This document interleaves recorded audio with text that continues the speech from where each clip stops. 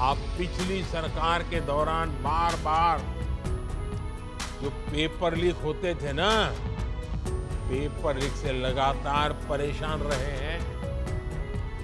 इसकी जांच के लिए राजस्थान में भाजपा सरकार बनते ही जांच के लिए एसआईटी बना दी गई है। पेपर लीक करने वालों के खिलाफ केंद्र सरकार ने अभी पार्लियामेंट में कुछ ही दिन पहले ही एक कड़ा कानून बनाया है। व्यवस्था में पारदर्शिता लाकर युवाओं को नए मौके दिए गए हैं। पेपर लीक जैसी समस्या जो हमारे युवाओं को चिंतित करती थी, हमने बहुत ही कठोर कानून बनाया है ताकि उनके मन में जो सवाल या निशान था और उनको व्यवस्था के प्रति उनका गुस्सा था, उसको एड्रेस करने का सभी माननीय सांसदों ने देश के युवाओं के मन के भाव को समझ करके बहुत ही महत्वपूर्ण निर्णय किया है।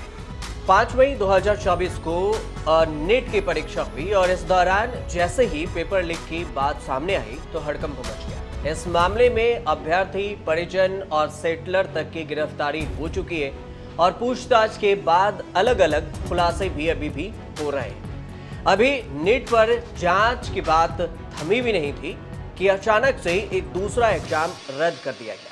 18 जून को एक और एग्जाम रद्द हुआ। यूजीसी नेट में धांधली की खबर आई और 24 घंटे के अंदर ही इस परीक्षा को रद्द कर दिया गया। इसके बाद एनटीए पर सवाल उठे, एनटीए के पारदर्शिता पर सवाल उठे, उसके बाद सरकार पर भी सवाल उठाई गई कि आखिर सरकार क्या कर रही है। इस बीच में प्रधानमंत्री मोदी का पुराना बयान, पेपर लीक पर जो उन्होंने बयान दिया था, वो वायरल होने लगा। तो पहले आप प्रधानमंत्री मोदी का पुराना बयान सुनिए, उसके बाद आपको आगे की कहानी बताते हैं। जो पेपर लीक होते थे ना, पेपर लीक से लगातार परेशान रहे हैं। इसकी जांच के लिए राजस्थान में भाजपा सरकार बनते ही जांच के लिए एसआईटी बना दी गई है। पेपर लीक करने वालों के खिलाफ केंद्र सरकार ने अभी पार्लियामेंट में कुछ ही दिन पहले ही एक कड़ा कानून बनाया है, मजबूत कानून बनाया है। इस कानून के बनने के बाद पेपर लीक माफिया गलत काम करने से पहले 100 बार सोचेगा। ये 5 वर्ष युवाओं के लिए बहुत ही ऐतिहासिक कानून भी बने हैं। व्यवस्था में पारदर्शिता लाकर युवाओं को नए मौके दिए गए हैं।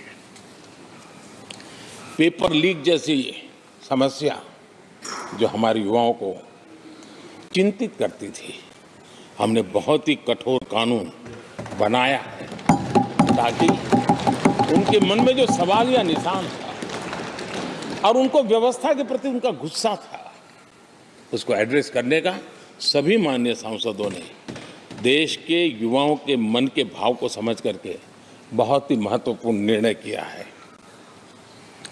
आदरणीय अध्यक्ष जी, ये बात सही है कि कोई भी मानव जात अनुसंधान के बिना आगे नहीं बढ़ सकती है।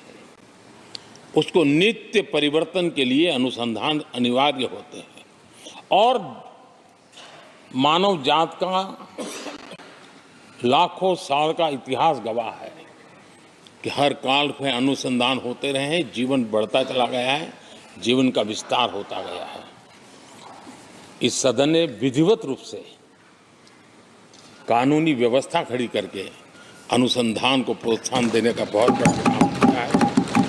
नेशनल रिसर्च फाउंडेशन, ये कानून आमतौर पर रोजमर्रा की राजनीति की चर्चा का विषय बन नहीं पाता, लेकिन इसके परिणाम बहुत दूरगामी होने वाले हैं और इतना बड़ा महत्वपूर्ण काम ये 17वीं लोकसभा ने किया है। नेट और नेट एग्जाम विवाद पर राहुल गांधी ने भी बयान दिया। 20 जून को राहुल गांधी ने प्रधानमंत्री मोदी पर बड़ा हमला बोला। उन्होंने कहा कि कुछ कारणों से नरेंद्र मोदी भारत में पेपर लीक नहीं रुकवा पा रहे हैं या फिर रोकना नहीं चाह रहे हैं। प्रधानमंत्री पर हमला बोलते हुए राहुल गांधी ने आगे ये भी बयान दिया कि पेपर लीक के पीछे का कारण ये है कि एजुकेशन सिस्टम को बीजेपी के पेरेंट ऑर्गेनाइजेशन ने कैप्चर कर रखा है। राहुल गांधी का क्या कुछ बयान है, वो बयान सुनिए। कहा जा रहा था कि नरेंद्र मोदी जी ने यूक्रेन की लड़ाई रोक दी थी। मतलब एक ऑर्डर देके जो रूस और यूक्रेन के बीच में लड़ाई चल रही थी उसको रोक दिया था, ब्रेक लगा दी थी। इजराइल और गाजा के बीच में जो लड़ाई चल रही थी उसको भी नरेंद्र मोदी जी ने रोक दिया था। मगर किसी ना किसी कारण जो हिंदुस्तान में पेपर लीक हो रहे हैं उसको नरेंद्र मोदी रोक नहीं पा रहे हैं या रोकना नहीं चाहते हैं। आपने जो नरेंद्र मोदी जी का जो कॉन्सेप्ट था और वो गुजरात में शुरू हुआ था, गुजरात से वो गुजरात मॉडल फिर वो नेशनल लेवल पे लाए। कॉन्सेप्ट क्या था? कॉन्सेप्ट था मार्केटिंग, हजारों करोड़ रुपए की मार्केटिंग और डर, एजेंसी का डर, मीडिया का डर, सरकार का डर। अब हुआ क्या? अब देश में कोई उनसे डरता ही नहीं है। मतलब एक तरीके से रिडिक्यूल करते हैं। जो पहले 56 इंच की छाती थी, अब नंबर तो नहीं दे सकता हूं, बट 30-32 हो गई है, राइट? तो अब पूरा जो ढांचा था, इतना बड़ा गुब्बारा था, वो इतना बड़ा हो गया। अब इससे नरेंद्र मोदी जी को साइकोलॉजिकल बहुत टेंशन होगा, बहुत प्रॉब्लम होगी, क्योंकि उनका जो काम करने का तरीका है वो लोगों को डराने का है, धमकाने का है। अब वो डर चला गया। आपने देखा, पता नहीं देखा या नहीं, वाराणसी में वो चप्पल मार दी किसी ने। राहुल गांधी के बाद प्रियंका गांधी ने भी सोशल मीडिया प्लेटफॉर्म एक्स पर लिखा कि देश में पिछले 5 सालों में 43 भर्ती परीक्षाओं के पेपर लीक हुए हैं। बीजेपी राज में पेपर लीक हमारे देश की राष्ट्रीय समस्या बन गया है, जिसने अब तक करोड़ों युवाओं का भविष्य बर्बाद कर दिया है। इसके बाद प्रियंका गांधी आगे लंबे चौड़े अपने सोशल मीडिया पोस्ट में लिखती हैं कि भारत दुनिया का सबसे युवा देश है, सबसे ज्यादा युवा आबादी हमारे पास है और बीजेपी की सरकार हमारे इन युवाओं को कुशल और सक्षम बनाने की जगह पर उन्हें कमजोर बना रही है। करोड़ों होनहार छात्र दिन रात मेहनत से पढ़ाई करते हैं, अलग अलग परीक्षाओं की तैयारी करते हैं। माता पिता तन मन धन से उनके पढ़ाई में पैसा इकट्ठा करते हैं और उनके बोझ उठाते हैं। बच्चे सालों तक वैकेंसी आने का इंतजार करते हैं। वैकेंसी आती है तो फिर फॉर्म का पर्चा, परीक्षा देने का पर्चा और खर्चा, इस दोनों को लेकर और अंत में सारा कुछ प्रयत्न किया हुआ भ्रष्टाचार की भेंट चढ़ जाता है। बीजेपी का भ्रष्टाचार देश को कमजोर कर रहा है। प्रियंका गांधी का ये सोशल मीडिया पोस्ट है जो उन्होंने एक्स पर शेयर किया है। पेपर लीक मामले में विपक्षी दल भी लगातार प्रधानमंत्री मोदी को घेर रहे हैं, केंद्र की एनडीए सरकार को घेरने की तैयारी में भी हैं।